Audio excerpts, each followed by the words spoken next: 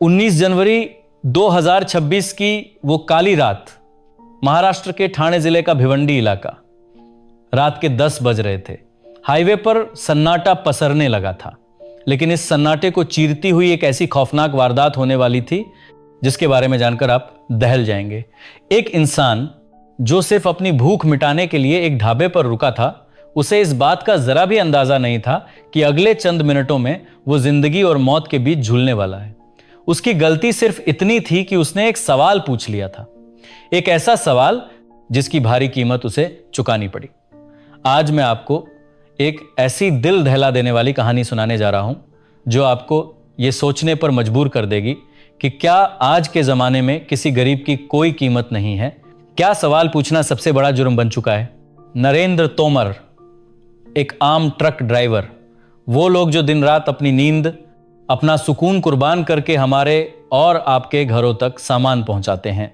नरेंद्र मुंबई से अपना truck load करके दिल्ली की तरफ निकलने की तैयारी में था। कई दिनों की थकान उसकी आंखों में साफ दिख रही थी। घर की याद, बच्चों का चेहरा और जेब में चंद पैसे। एक ट्रक ड्राइवर की जिंदगी कितनी कठिन होती है, यह सिर्फ वही समझ सकता है जो उस तपती हुई सीट पर बैठकर हजारों किलोमीटर का सफर तय करता है। 19 जनवरी की वो रात थी, सर्द हवाएं चल रही थी। नरेंद्र का पेट भूख से जल रहा था। भिवंडी के नासिक हाईवे पर गुजरते हुए उसकी नजर एक ढाबे पर पड़ी। इस ढाबे का नाम था पंजाबी खालसा होटल। बाहर से देखने पर यह एक आम ढाबे जैसा ही लग रहा था। जगमगाती रोशनियां, बाहर खड़ी बड़ी बड़ी गाड़ियां। नरेंद्र ने सोचा कि यहां रुककर 2 रोटी खा ली जाएं ताकि आगे का सफर तय करने की ताकत मिल सके। उसने अपना भारी भरकम ट्रक किनारे लगाया और ढाबे के अंदर चला गया, लेकिन उसे नहीं पता था कि वो एक ढाबे में नहीं बल्कि मुसीबतों के एक अड्डे में कदम रख रहा है। ढाबे के अंदर का माहौल बड़ा अजीब था। नरेंद्र एक कोने में जाकर बैठ गया। उसने आसपास देखा, जो लोग बड़ी बड़ी कारों से आए थे उन्हें वेटर बड़ी इज्जत से मेन्यू कार्ड दे रहे थे, लेकिन नरेंद्र, जिसके कपड़ों पर सफर की धूल जमी थी, उसकी तरफ किसी ने मेन्यू कार्ड बढ़ाने की जहमत नहीं उठाई। इस देश का यह कड़वा सच है दोस्तों, आपके कपड़े तय करते हैं कि आपको कितनी इज्जत मिलेगी। नरेंद्र ने भी मेन्यू नहीं मांगा। एक ट्रक ड्राइवर को मेन्यू की क्या जरूरत, उसकी भूख तो बस 2 सादी रोटियों की होती है। उसने वेटर को बुलाया और एक बहुत ही साधारण सा खाना ऑर्डर किया। 4 रोटी और हाफ दाल, सिर्फ 4 रोटी और आधी प्लेट दाल। नरेंद्र मन ही मन खुश था कि चलो सस्ते में पेट भर जाएगा और वो अपनी मंजिल की तरफ बढ़ चलेगा। खाना आया। थके हारे नरेंद्र ने जल्दी निवाले तोड़े। खाना खाते वक्त वो अपने घर के बारे में सोच रहा था। दिल्ली पहुंचने की जल्दी थी, लेकिन इसके बाद जो होने वाला था वो उसके होश उड़ाने वाला था। खाना खत्म हुआ। नरेंद्र ने अपने पसीने से भीगे हुए हाथ पोंछे और वेटर को बिल लाने का इशारा किया। वेटर एक कागज का टुकड़ा लेकर आया। नरेंद्र ने अपनी जेब में हाथ डाला। उसे लगा होगा 30-40 या हद से हद 50 रुपए बिल आया होगा, लेकिन जैसे ही उसकी नजर उस बिल पर पड़ी, उसके पैरों तले से जमीन खिसक गई। 180 रुपए, जी हां, 4 सूखी रोटियां और एक कटोरी दाल का बिल था। 180 रुपए। नरेंद्र सन्न रह गया। जी हां, यह बात किसी को भी हजम नहीं होगी। 180 रुपए में तो एक पूरा परिवार भरपेट खाना खा सकता है। नरेंद्र कोई अमीर बाप की औलाद नहीं था। वो खून पसीना बहाकर, रातों की नींद हराम करके पाई पाई जोड़ता था। उसने हिम्मत जुटाई और काउंटर की तरफ बढ़ा।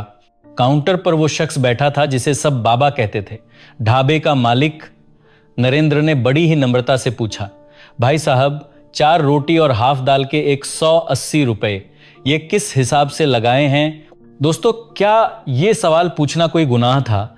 क्या एक ग्राहक को यह जानने का हक नहीं है कि उसके खून पसीने की कमाई को किस तरह लूटा जा रहा है? लेकिन उस ढाबे के मालिक, उस बाबा को यह सवाल बर्दाश्त नहीं हुआ। उसे लगा कि एक मामूली सा ट्रक ड्राइवर जिसके कपड़े मैले हैं, वो उसकी आंखों में आंखें डालकर सवाल कैसे पूछ सकता है। बाबा का पारा 7वें आसमान पर पहुंच गया। अचानक बिना कोई चेतावनी दिए बाबा अपनी कुर्सी से उठा। उसकी आंखों में गुस्सा साफ दिख रहा था। नरेंद्र कुछ समझ पाता इससे पहले ही बाबा ने नरेंद्र पर हाथ उठा दिया। एक तेज आवाज गूंजी, पूरा ढाबा सन्न रह गया। नरेंद्र का सिर चकरा गया। वो कुछ बोलता कि तभी पीछे से ढाबे के बाकी गुर्गे, वो स्टाफ के लड़के, एक झुंड बनाकर नरेंद्र पर टूट पड़े। अब वहां इंसानियत नहीं बची थी, वहां सिर्फ बेरहमी का मंजर दिखाई दे रहा था। मार क्यों रहे हो? किस बात पर मार रहे हो? नरेंद्र चीख रहा था, लेकिन उन लोगों को कोई फर्क नहीं पड़ रहा था। उसे बुरी तरह दबोच लिया गया, हर तरफ से उस पर वार किए जा रहे थे। वो अकेला था और मारने वाले कई। लेकिन कहानी यहीं खत्म नहीं होती। नरेंद्र को लगा कि अगर वो यहां और रुका तो शायद जिंदा नहीं बचेगा। उसने हिम्मत दिखाई और अपना मोबाइल फोन निकाल लिया। वो जानता था कि आज के इस युग में सिर्फ कैमरा ही एक ऐसा हथियार है जो गरीबों की आवाज बन सकता है। उसने चिल्लाकर कहा, देख लो, ये बदतमीजी कर रहे हैं, वीडियो तो बनेगी। उसने रिकॉर्डिंग चालू कर दी। ये देखकर ढाबे वालों का गुस्सा और भड़क गया। मोबाइल छीन ले इसका, मोबाइल दो की आवाजें आने लगी। हाथापाई के बीच किसी ने पास पड़ी एक भारी चीज उठाई और पूरी ताकत से नरेंद्र पर वार कर दिया। चोट बहुत गहरी थी। नरेंद्र को गहरा जख्म लगा था। उसकी आंखों के सामने अंधेरा छाने लगा। दर्द की वजह से उसे धुंधला दिखाई देने लगा। वो वहां से जान बचाकर भागा। वो भागता रहा जब तक कि वो ढाबे से दूर नहीं चला गया। लेकिन असली दर्द तो अब शुरू होने वाला था। जख्मों से चूर, दर्द से तड़पता हुआ नरेंद्र सड़क के किनारे एक अंधेरी जगह पर छुप गया। उसने कांपते हाथों से अपना फोन निकाला और 112 नंबर डायल किया, पुलिस का इमरजेंसी नंबर। उसे लगा कि अब कानून उसकी मदद करेगा। उसने फोन पर ड्यूटी अफसर को पूरी बात बताई। साहब, मुझे बचा लो, ढाबे वालों ने मुझे बुरी तरह मारा है, मेरे से 180 रुपए लूट रहे थे। सामने से जवाब आया कि पुलिस बस कुछ ही देर में पहुंच रही है। नरेंद्र को थोड़ी तसल्ली हुई। वो वहीं अंधेरे में बैठकर इंतजार करने लगा। उसकी हालत लगातार बिगड़ रही थी। 1 घंटा बीत गया, पुलिस की कोई सायरन की आवाज नहीं आई। 2 घंटे बीत गए। नरेंद्र का दर्द बढ़ता जा रहा था। 3 घंटे, पूरे 3 घंटे। 3 घंटे तक एक इंसान, इस देश का एक नागरिक, गंभीर हालत में हाईवे पर पड़ा रहा। लेकिन पुलिस नहीं आई। क्यों नहीं आई पुलिस? क्या पुलिस को रास्ता नहीं मिला, या फिर कहानी कुछ और थी? नरेंद्र ने कैमरे के सामने रोते हुए जो कहा, वो सुनकर आपकी रूह कांप जाएगी। उसने कहा, पुलिस को फोन किए हुए 3 घंटे हो गए, लेकिन पुलिस नहीं आई। ये लोग खुद मिले हुए हैं। पुलिस को हर महीने का हफ्ता जाता है। पुलिस मेरा क्या करेगी? कुछ नहीं करेगी। किसी आम आदमी को इंसाफ मिलेगा? नहीं मिलेगा। बात्रा, ये शब्द सिर्फ नरेंद्र के नहीं थे। ये इस देश के करोड़ों बेबस लोगों की आवाज थी, जिन्हें इस भ्रष्ट सिस्टम ने पूरी तरह से कुचल कर रख दिया है। जब रक्षक ही भक्षक के साथ मिल जाएं, तो एक गरीब न्याय की भीख किससे मांगे? डर और मायूसी के मारे नरेंद्र वहां से उठा। उसे समझ आ गया था कि अगर वो वहां और रुका तो शायद जिंदा ना बचे। वो अपनी गाड़ी लेकर वहां से निकल पड़ा। वो भिवंडी के लोडिंग पॉइंट पर पहुंचा, जहां से उसे दिल्ली के लिए माल लोड करना था। उसे लगा कि वो सुरक्षित है, लेकिन वो गलत था। सच तो यह था कि ढाबे वालों के तार बहुत लंबे थे। लोडिंग पॉइंट पर नरेंद्र अकेला था।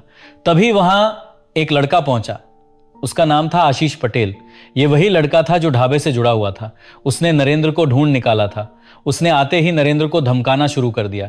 मैं यूनियन से आया हूं, मोबाइल निकाला था और वो वीडियो डिलीट कर।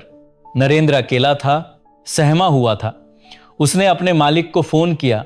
उसने सोचा कि उसका मालिक उसका साथ देगा, लेकिन यहां एक और बड़ा झटका नरेंद्र का इंतजार कर रहा था। मालिक ने कहा, तू वीडियो डिलीट कर दे, अभी चुपचाप वहां से निकल जा।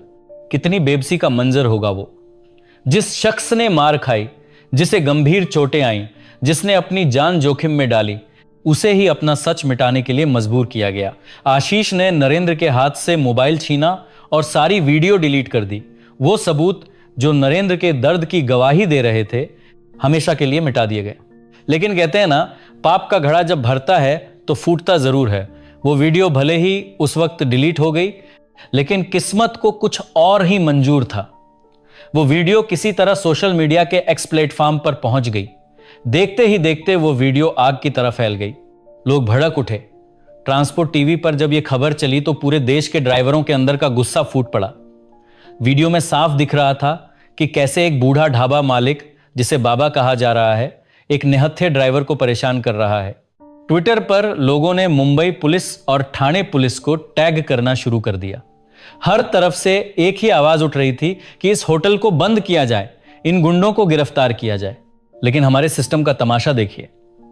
ठाणे सिटी पुलिस ने सोशल मीडिया पर रिप्लाई किया, लेकिन क्या उन्होंने मामले को ठाणे ग्रामीण पुलिस को टैग कर दिया। सिटी पुलिस ने कहा यह ग्रामीण पुलिस का मामला है, ग्रामीण पुलिस सो रही थी, कोई एफआईआर नहीं, कोई गिरफ्तारी नहीं। जब मीडिया ने उस ढाबे के मालिक नेतराज सिंह से बात करने की कोशिश की तो उसका फोन बंद मिला। वो आशीष जिसने वीडियो डिलीट करवाई थी उससे बात हुई तो वो टालमटोल करने लगा। मैं बात करा दूंगा, यही उसका जवाब था।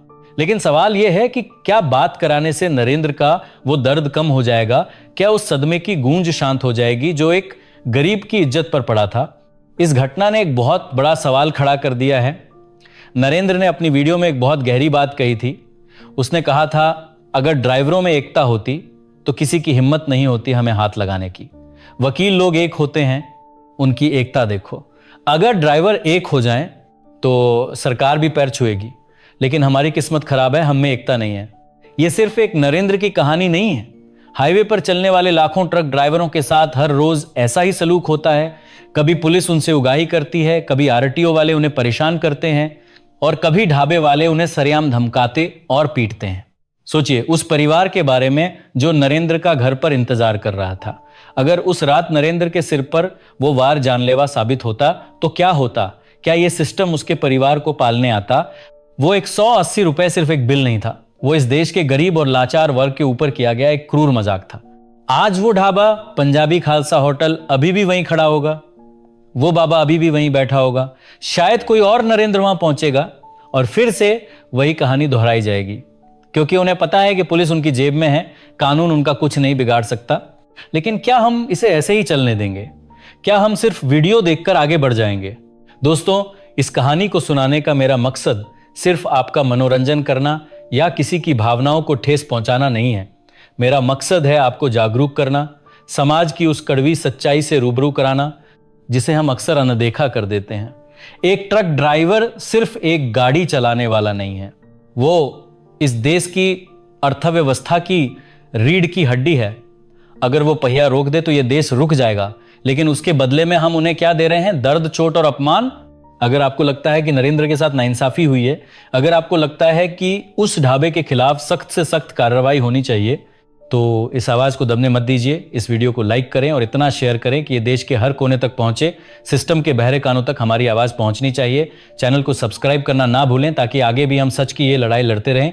अन्याय के खिलाफ आवाज उठाना ही एक जिंदा कौम की निशानी है। मिलते हैं अगली वीडियो में एक नए खुलासे के साथ। तब तक के लिए अपना और अपने परिवार का ख्याल रखें।